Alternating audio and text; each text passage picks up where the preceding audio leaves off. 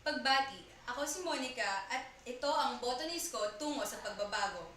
Ngayon ay kasama ko si Niroshana Priyadarsana Sangha Singha, tumatakbong USC Councilor para sa partidong Sakbayan.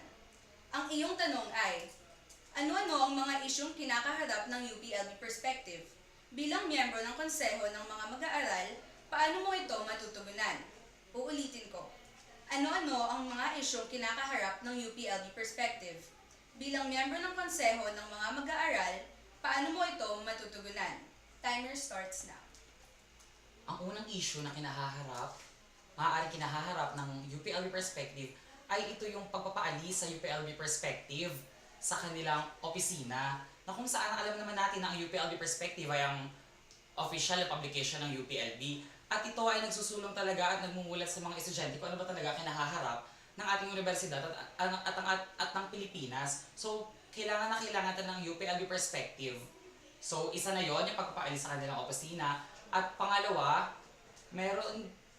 kinakaharap din ng UPLB Perspective yung kakulangan sa pondo, sapagkat meron pang mga plano na aalisin yung pondo na pinagkukunan ng UPLB Perspective.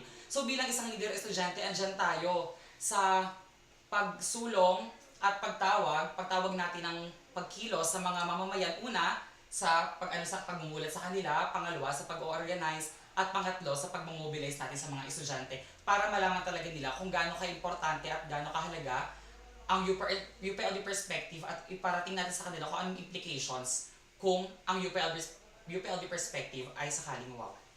Ayun po yung mga issues na kinakaharap ng UPLB Perspective. Diyan na nga po nagtatapos ang panayam kay Mr. Sangha Singha. Para sa ibang detalye ng UPLB Elections 2016, i-like at i-follow lamang ang UPLB Perspective sa Facebook at Twitter. Oh my God!